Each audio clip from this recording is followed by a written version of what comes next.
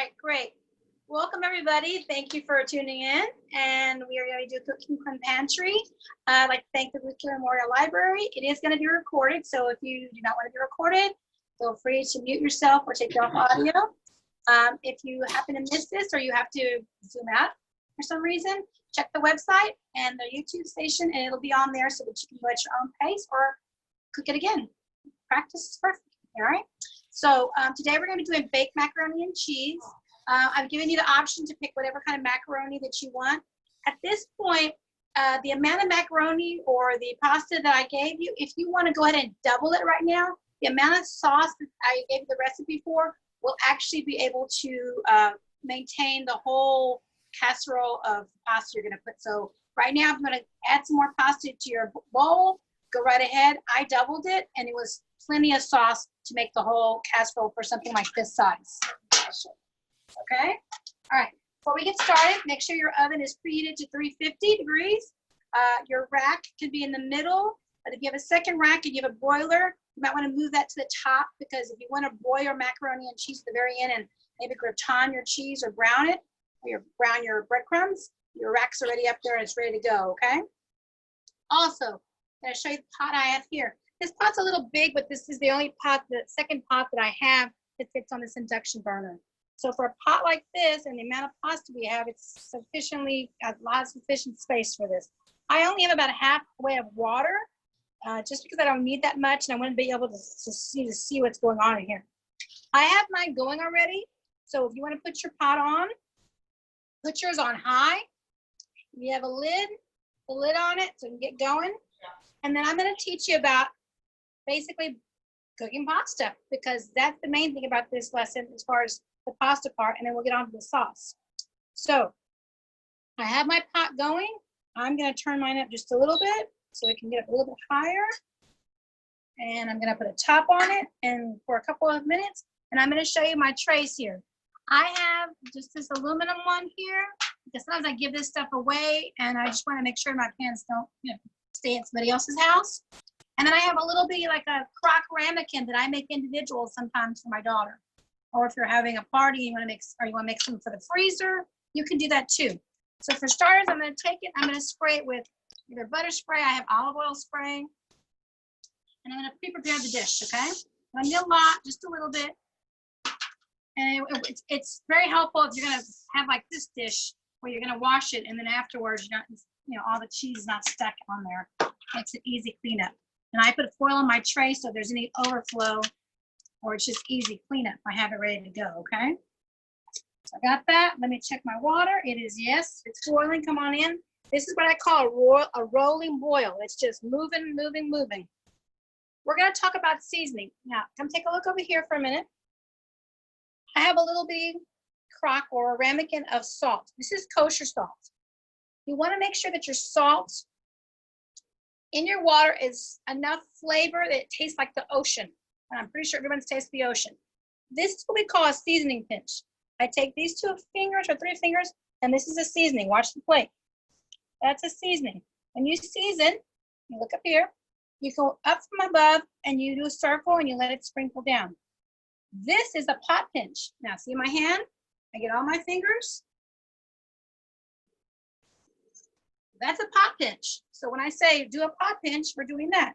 For a amount of water like this, I would say 3 pot pinches. 1, 2, 3. And then you say, well, how do I know that that's really enough? Well, it's like everything else with cooking. You have to taste. Sometimes you smell, sometimes you hear the pan. Today we're going to be tasting. So what I'm going to do is I stir that around. I'm going to taste. Once it's dissolved, I take this just so that I don't have to keep burning myself in there. I use this in my class to get the water out.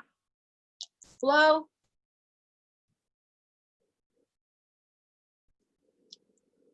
Taste, it tastes like seawater, okay? And you might say that's a lot of salt. Well, if your liquid does not have enough seasoning in it, your pasta will not taste well.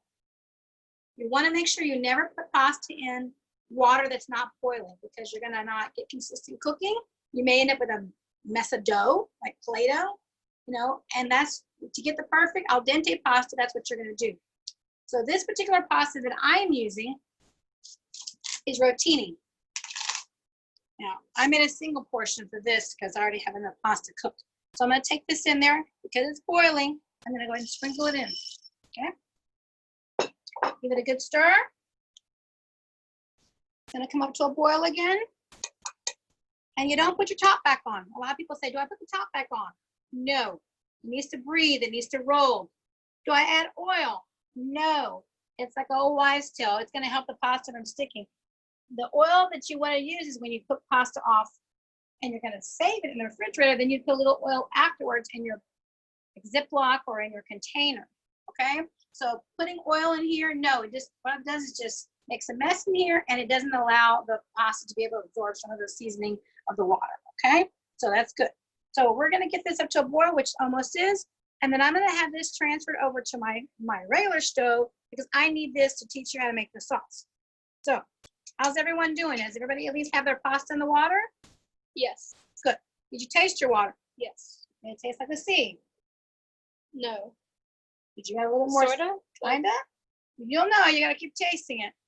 Add a little bit more, but add in small increments because you can always add. You can't take out. Okay? All right.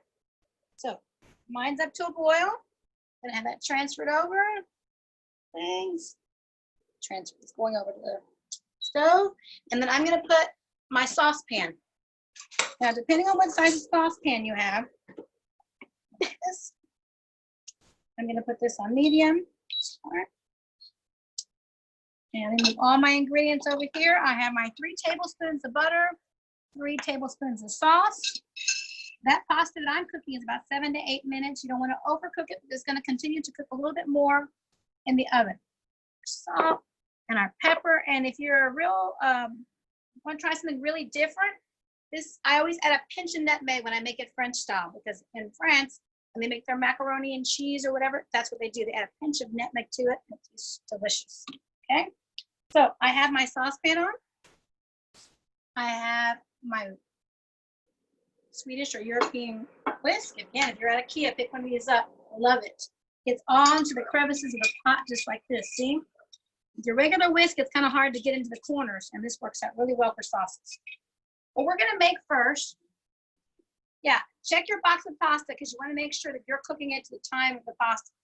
I would say mine's like 7 to 8 minutes, so keep an eye on yours. Once it's ready, you're going to put it in the colander and drain it, but don't cool it because it's going to go hot right back into this pot here. Okay. All right. So what we're going to do is we're going to make a roux. And in France, this roux is what they use for a thickening agent. Okay. So it's equal parts flour to fat. So if you're making, let's say, a chowder, your fat's going to be bacon fat. And that's just standard. For chowder, you're going to use bacon fat. The technique is the same, and that's what you need to know. Is to make a roux, it's the same. You can always switch out. Can you use olive oil? Yes. But it's got to be equal parts fat to flour. Should the pot be on? The pot, put it on medium. Be good. Okay, so we have our butter, and then we have flour. 3 tablespoons, 3 tablespoons. It's 50-50. So let's say you were going to make a really big batch of something like a cup of flour, a cup of oil, okay? And then you're going to look, and what is important here is you're going to put your fat in first, okay? Your oil or your bacon fat. Sizzling a little bit. You don't want it to burn. You want it to melt. I'm going to lower mine just a little bit. You mean you can't see it? You can see it. Okay, good. There we go. It's melted. The object is for your roux to kind of look like wet sand. You should be able to make some ribbons in it, and then it just slides back like sand, okay? There are different types of roux. In French cooking, there's like a white roux, a blonde roux, a brown roux, a black roux. The darker the roux means that you've cooked it longer. So we're going to try to make like a blonde roux, okay? Do you always have to make a fresh roux? You can pre-make a whole bunch of roux, put it in ice cubes, and then pop it out when you need it, and then you're good to go. So it doesn't have to be a fresh one. I just happen to be doing this with this for the macaroni and cheese. So I'm sprinkling in the flour. All gets in there, and then we're going to whisk it around. Okay, make sure you don't have any balls. You want it nice and smooth. Corners. And you see how I'm making the lines and it just slides back in like sand almost, like wet sand. If it's dry and it's not doing that, you're gonna need a little bit more fat, okay? Now it's gonna start to foam up. We need a little bit of time to iron them out. Okay, go ahead, take your time. I'm gonna be talking about roux right now. Now with roux, it has a certain smell. I can't mistake that smell by anything. It just is a really just flour cooking. I like it a lot. The longer that you cook a roux, of course, the color changes. It loses its thickening power. So depending on particular recipes, like let's say in Creole cooking, they ask for a brown or a black roux. That roux is not necessarily for thickening. It's more for flavoring. This particular one, we're just going to use it more for thickening. Okay? Now I'm going to wait until you cut up because this should be kind of foaming a little bit. And I don't want to turn mine up until you've got your flour in and you whisked it around. Are we there yet? Not yet. Okay. All right, so I'm going to wait. I'm going to go ahead and take my time here to remember, don't add any salt and pepper yet because when making a sauce, I like to do it at the end because anything that you're adding to it, possibly like let's say your butter may be pre-salted, which I never use, but in case you did, you don't want your sauce to be over salted.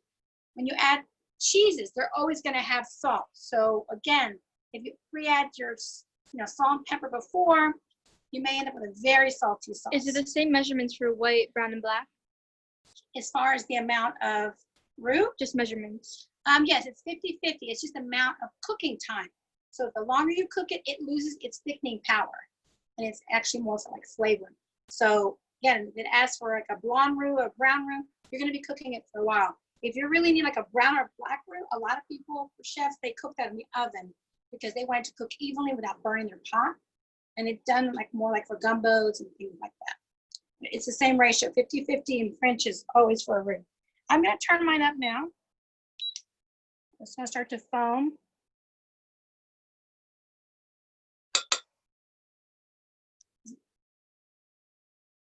I see it bubbling. And I'm going to actually be using cream today instead of milk because this is what I had in my refrigerator. It's starting to foam up. You see it foaming? When it foams up like that, you'll smell like an aroma. That means it's good to go, okay? Or this for a blonde, okay? Now, when adding your liquid to this, you want to have a rack or something next to your stove to be able to leave your stove on low. I'm going to turn mine off because it turns off anyways. It's foamed up. I'm moving it over to the side. When you're adding your liquid, you want to make sure that you're off the heat because it will create what they call roux balls. And it'll be like, instead of having a nice smooth sauce, you're going to end up with a whole bunch of stuff that you're not going to realize. How do I get all this? It's not smooth and creamy, which is a no-no, taboo in French cooking, okay? So we have our roux. I have heavy cream, but if you want to use milk or half and half, that's what makes a bechamel. At this point in French cooking, if you were to add chicken stock instead of a milk, it would be a velouté, which is one of the grand sauces. And then those veloutés you can use for other things. With this particular sauce, you could use for, let's say when you make a broccoli rice casserole, things like that. This is a good sauce for that too, okay? So I'm gonna go and start pouring it in, whisking it in slowly, drizzling it in there, and keep stirring. You don't want to get any balls in there, okay? It'll seize up. Now this particular sauce is going to be a lot thicker than you would use for, like, let's say, like a broccoli soup. It's because when we add the cheese, it's going to get a lot. Should the milk be cold or cream? I like to have mine a little bit more room temperature. Just when I put it back on the stove, that it comes back up to a heat faster. But if it's cold, it's fine. If it's warm, it's fine. The thing about it is you have to realize with creams and milks, they will, when you're bringing them up to a simmer or boil, they have a tendency to overboil, and you want to be careful about that. They also have a tendency to burn the pan if you go too fast cooking it, or you don't have, that's why I like this Swiss, because it keeps the bottom very flat and it keeps it from sticking. So again, this is a really good cooking utensil to have. I'm going to transfer back over to the stove. Put back on medium start. And I may put mine higher just so I can get it going. Okay. So now it's not going to look thick right now. Mine may look thicker than yours because I have cream, but as far as like, I'm going to show you with just a spoon. It looks watery. You're like, well, what kind of sauce is this? Now I'm going to check my pasta while this is going. Well, the assistant's going to bring me over a piece of pasta. Let's take a look. Here, slowly. Okay, let's take a look. Now it's hot. Now, al dente pasta means that it's not falling apart. See that? But also when you open it up, there isn't a whole bunch of whiteness in there, okay? It's almost translucent like the pasta. This pasta is al dente. It has been to the tooth, which means to the bite. So when you take a bite, look, you can go through it with ease, but if you're gonna cook in the oven, this is when I would take it out. If it was gonna be ready to be cooked, I would go a little bit longer, okay? So you're gonna be the judge. Some people don't like their pasta a little chewy. Some people don't like, they're probably like it overcooked. So it's just up to you. But with this particular recipe, we wanna make sure that we leave it a little underdone because it's gonna bake in the oven, okay? All right, let's check our sauce. It's coming up. I can tell it's thickening a little bit. I want to make sure it doesn't want to burn, but I want to make sure it doesn't overboil either, because that's a mess on the stove. Nobody wants to clean up. Okay? Let's check it with the spoon. It's getting there. Okay. Now, at this point, if you want to taste your sauce, you're going to tell the difference. This is not going to taste, too great. I'm going to put a little in here.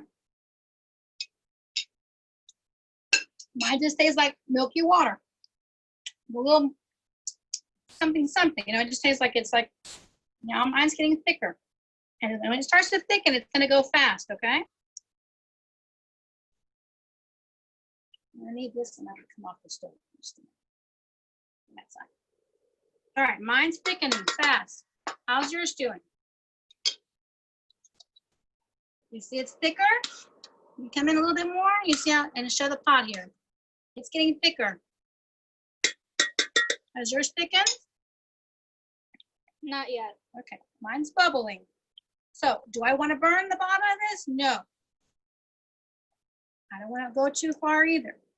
Before adding my cheese, I'm going to do the same thing. I'm going to be taking it off to the side because I don't want the bottom of this to continue to burn when I'm adding my cheese. I can go back and forth, but you can just keep it on there. Now, I mentioned putting 2 cups of cheese. If you want to leave a little extra cheese or you have a little extra cheese to put on the top of your macaroni and cheese, plan accordingly. Either leave a little bit of this out or, have some extra put on the top of it. You want to gratin it. So this is the thickness of the sauce. At this point, I'm going to add a pinch of the nutmeg in because that's how I like it. Or a little just tiny sprinkle. That's plenty, just a little bit. Give it another swirl. In there. It's good. All right, and then I'm gonna start adding my cheese. A little at a time and stirring and whisking. If it gets to a point where it stops melting, pretty good, not as creamy, you go back onto the stove and get it a little bit warm and come back off, okay? See, look at that, nice and creamy ribbons. It's beautiful. Put more in there. Now, I really like to do Swiss with cheddar. I also occasionally buy Boursin cheese, which is like that herb soft cheese, and I put that in here. Oh my gosh, that thing is addicting. It makes your It needs to simmer before the cheese, right? At least come up to a boil because anytime you're working with the roux, it will not thicken to its potential until your liquid is at a boil. Then you bring it over to the side and then you add it in like I did, okay? Take your time because technique matters. It needs to come up to a boil so that your sauce is, come out ribbons there. I'm gonna add some more cheese because my daughter does like the cheese. Keep mixing in slowly.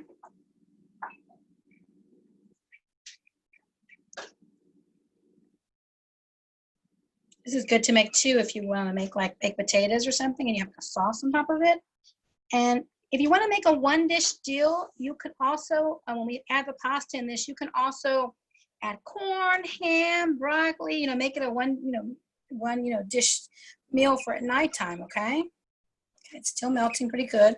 Add the last of it.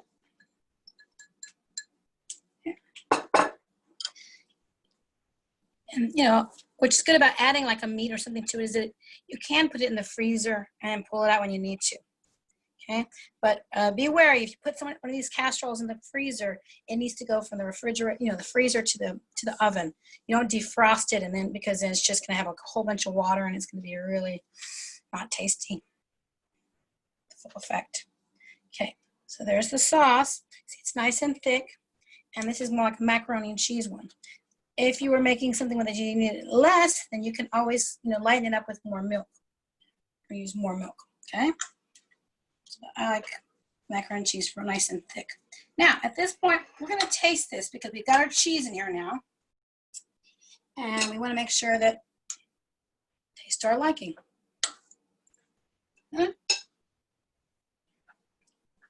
Yummy. This has plenty of salt, but do I think it needs a touch of pepper? Yes. And I actually think it needs a touch of garlic powder, but that's just me. But I'm gonna see, because I like it a little bit zesty with a little bit of the nutmeg. To me, tastes really good. Touch of that, and that's good like that. Okay, I'm gonna bring it back to the stove just so I can get it a little bit hot. Pour it in there, and I have my hot pasta ready. And what I'm gonna do is I'm gonna end up putting the hot pasta right into the pot. Right? How are we doing? Have we completed our sauce?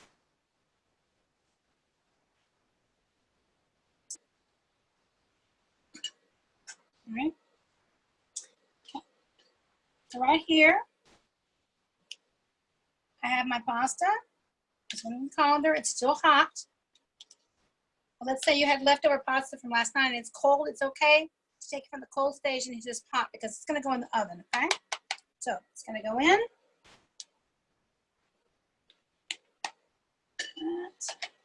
I'm going to use my spatula, get nice and coated. I did rotini. Turn it off. I'm going to coat it nice and good.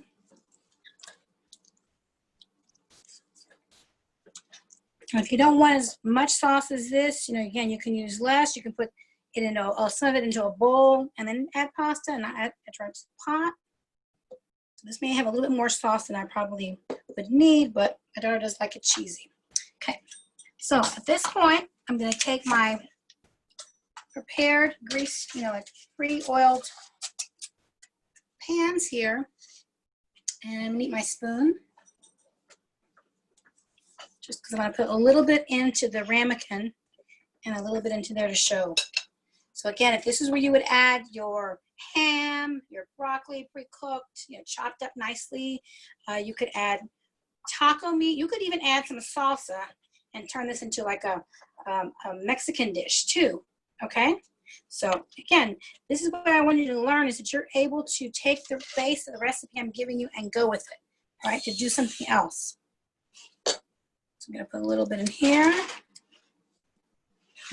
That one I'm going to top with some breadcrumbs. And again, that's optional. And then the rest of this I'm going to put in here.